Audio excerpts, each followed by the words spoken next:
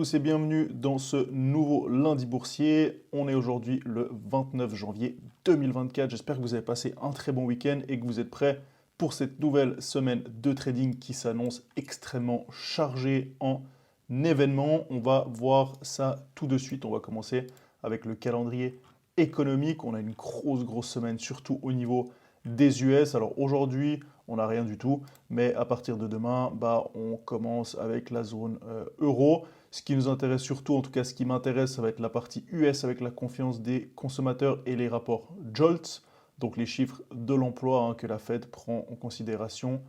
C'est assez pondéré en tout cas dans la considération sur les décisions de taux d'intérêt.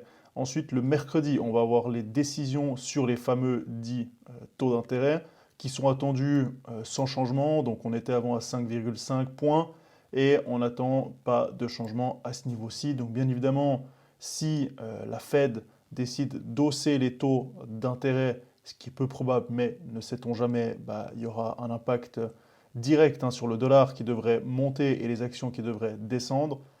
Par contre, si on a un événement dans l'autre sens, ce qui veut dire que la Fed baisse les taux, là encore moins probable, je dirais, les marchés vont monter et le dollar va descendre. Ce sera suivi de la conférence de presse du FOMC, comme d'habitude. Et puis ensuite, le jeudi, on aura les inscriptions au chômage, les taux d'intérêt, mais cette fois-ci en Angleterre. Et puis on terminera toujours avec des chiffres concernant l'emploi pour vendredi.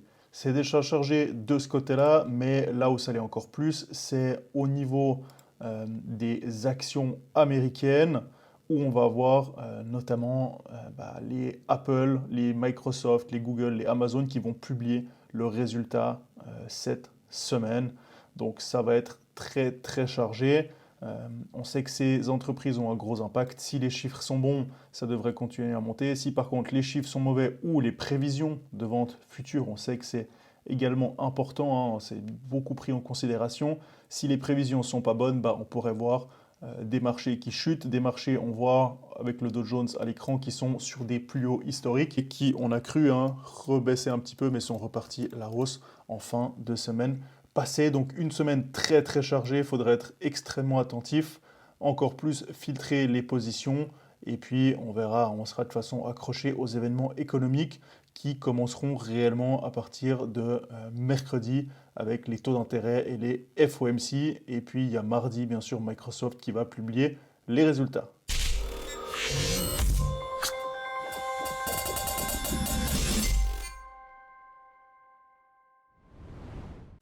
On commence nos analyses avec justement le Dow Jones à l'écran. Pour rappel, dans ces lundis boursiers, j'analyse toujours le Dow Jones et le Nasdaq pour commencer. J'enchaîne après avec le Forex et je termine avec des actifs que j'appelle alternatifs. Ça peut être des cryptos, ça peut être des matières premières, ça peut être tout et n'importe quoi. Mais ce qui est fixe, c'est les indices et puis le Forex. Donc le Dow Jones en journalier, en contrat futur, toujours, on est sur des plus hauts historiques. Depuis une semaine, on stagne, c'est normal, on est sur les niveaux les plus importants. Ça devrait bouger un petit peu cette semaine, comme je l'ai dit, selon les résultats, soit on continue à monter, soit on baisse. Maintenant, ceci étant dit, d'un point de vue technique, qu'est-ce qu'on a? Je suis maintenant en 4 heures, on peut voir qu'on a des niveaux bas ici, on peut essayer de tirer des choses, il faut voir un petit peu, même si ce n'est pas forcément toujours correct. Bon, là, on voit que ça coupe un petit peu. C'est un peu difficile de prendre en considération, mais grosso modo, qu'est-ce que je vois? On est en train de sortir un petit peu d'un range qui s'était mis en place. On voit un cours qui a latéralisé ici, et puis là, on est sorti par le haut. Maintenant, on est sur les plus hauts historiques, donc c'est normal que ça bloque un petit peu. Maintenant, en faisant abstraction du fait qu'on est sur les plus hauts historiques, qu'est-ce qu'on voit? On est en flux haussier, je descends en une heure. On va chercher, en tout cas, je vais chercher des achats durant la session de cet après-midi. Je rappelle que je trade uniquement pendant la session US, quand les marchés ouvrent. Je ne trade pas avant, même si c'est quand même ouvert, même si ça tourne le matin. Donc j'essaye de tracer des choses. Là, je vois qu'il y a un petit support.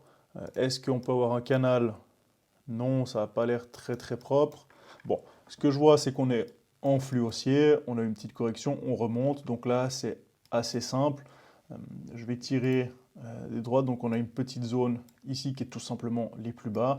Tant qu'on est au-dessus de ce support oblique que j'ai tracé ici, Tant qu'on est au-dessus de cette zone et des moyennes mobiles 50, je vais rester acheteur. On va descendre en 15 minutes où j'ai déjà fait mon plan. Donc j'ai tout simplement tracé un 61,8 tout 100% à Fibonacci. J'achèterai si on casse les 61,8 pour aller retracer les 100% et remonter sur les plus hauts historiques.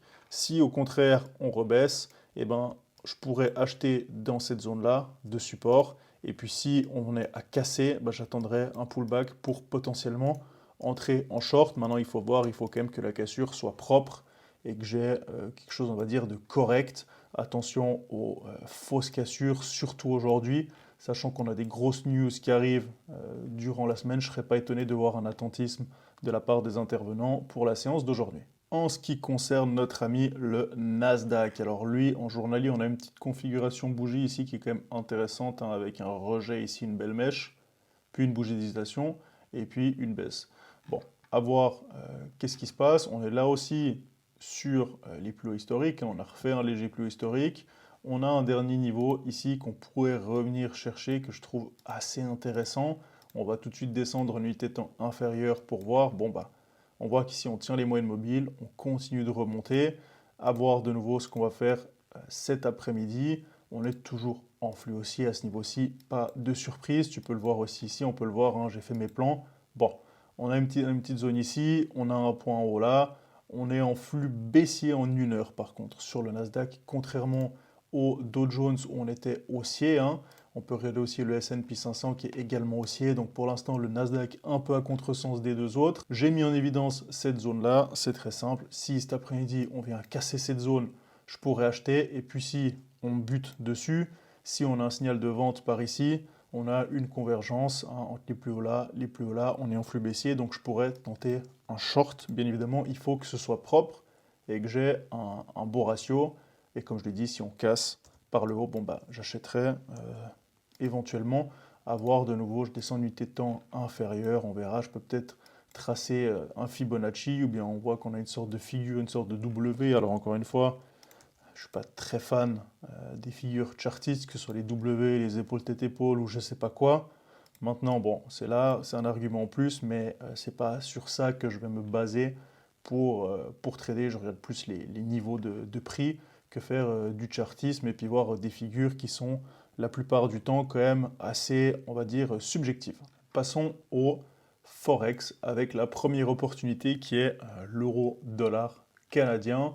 Alors en journalier, on voit quand même une sorte de, si on voit long terme, hein, une sorte de range dans lequel le cours latéralise et fait le ping-pong entre les plus hauts et les plus bas. On est en plein milieu du range, on a un range dans le range, donc vraiment une paire un petit peu neutre, hein, qui n'a pas réellement de direction, qui fait, comme je l'ai dit, un petit peu le ping-pong. Maintenant, si je descends une unité de temps inférieure, on a une petite zone basse ici que je trouve intéressante. On a un flux qui est neutre, même si à court terme, on semble être baissier. On est sur un niveau très intéressant. En tout cas, de mon point de vue, on peut essayer de tirer un Fibonacci pour voir si ça correspond à quelque chose. On voit qu'on est entre les 50 et les 61,8. Donc encore une fois, une zone qui peut être intéressante. Et c'est là que je vois quelque chose. Je vois, tu l'as sûrement vu, hein, je vois une vague de Wolf qui est en train de se mettre qui est en train de se créer. Donc on voit le point 1, le point 2, 3, 4, 5. Donc si on réintègre ici, tu vois ici que j'ai mis une alarme. Je pourrais entrer en position avec un stop ici dessous. Et puis une entrée sur la réintégration. Et puis ça nous donnerait un ratio, hein, qui est à peu près de un peu plus de 2, quasiment de 3, même de 3. Peut-être que je la jouerai un petit peu plus large, du coup, vu que j'ai un ratio de 3, à voir comment ça se passe. Mais c'est un plan qui pourrait se déclencher dans les prochaines heures, en tout cas dans la matinée ou dans la journée. La deuxième paire est l'euro JPY, hein, l'euro yen japonais. On est repassé en flux haussier en journalier. En 4 heures, on a un petit niveau polarité ici que je trouve intéressant. On a fait plus haut, on a touché ici, ça a fait résistance. Et puis là, support. On revient tester la zone. On est en flux haussier. Donc là, je vais tout simplement suivre le flux. Si ici on tient la zone et on remonte, j'attendrai la cassure des 61,8 pour aller chercher les plus hauts. Si on revient chercher une énième fois de cette zone, si j'ai un signal, je peux également payer. Si toutefois on venait à passer en dessous, là le plan serait annulé et puis je regarderai plus l'euro yen japonais. Donc voilà un petit peu pour les deux paires Forex, des deux paires qui contiennent de l'euro. Je ne prendrai pas les deux, je ne veux pas m'exposer sur l'euro, j'aime pas trop faire ça. J'essaie d'éviter de prendre plus qu'une position par devise. Et puis on termine par le Bitcoin qui a subi une petite baisse suite à l'introduction des ETF et puis ce fameux fonds qui a subi j'ai plus le nom exact du fonds, je crois GBTC ou quelque chose comme ça.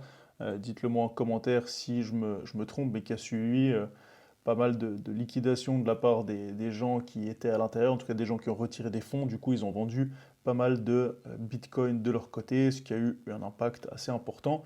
Bon, c'est une baisse qui est due à un événement précis. Je ne pense pas que ça remette en cause la tendance long terme du Bitcoin. Bon, il y a le CEO de JP Morgan qui a dit encore une fois que le Bitcoin c'était un truc de dealer ou je sais pas trop quoi. Enfin bref, ce genre de personne, j'écoute pas trop. C'est une personne un petit peu archaïque qui est juste là pour ses intérêts. Donc il y a pas trop je veux pas trop écouter ce qu'il dit. En tout cas, ça m'intéresse pas. Je pense pas que ça ait beaucoup de valeur que ce genre de personne qui est de toute façon totalement à l'opposé de ce que représente le Bitcoin et ne veut pas que le Bitcoin, on va dire, soit adopté parce qu'il perdrait tout simplement son hégémonie avec sa banque.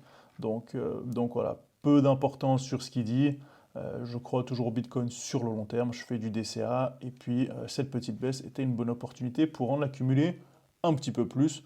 Donc voilà, rien de spécial sur le Bitcoin. C'est un peu plus calme depuis cette baisse. On remonte gentiment mais sûrement. Je ne serais pas étonné. Tu vois que j'ai une alarme sur les 37 900. Je ne serais pas étonné de voir encore une petite baisse ici, même jusqu'au 38, avant de potentiellement remonter. Donc voilà un peu mon avis sur les cryptos. C'est la fin de ce lundi boursier. Comme d'habitude, j'espère que ça t'a plu. N'oublie pas de t'abonner à la chaîne et puis de mettre un petit commentaire ou un petit like pour ton soutien, pour montrer ton soutien. Ça ne demande pas beaucoup de ton côté, mais moi, ça me permet d'avoir plus de visibilité et puis de me motiver à faire plus de contenu. Dans tous les cas, je te remercie d'avoir regardé la vidéo jusqu'à la fin et puis je te dis à cette semaine. J'ai une vidéo qui va sortir, je pense, mercredi ou jeudi. Donc n'oublie pas d'activer la cloche. Ciao!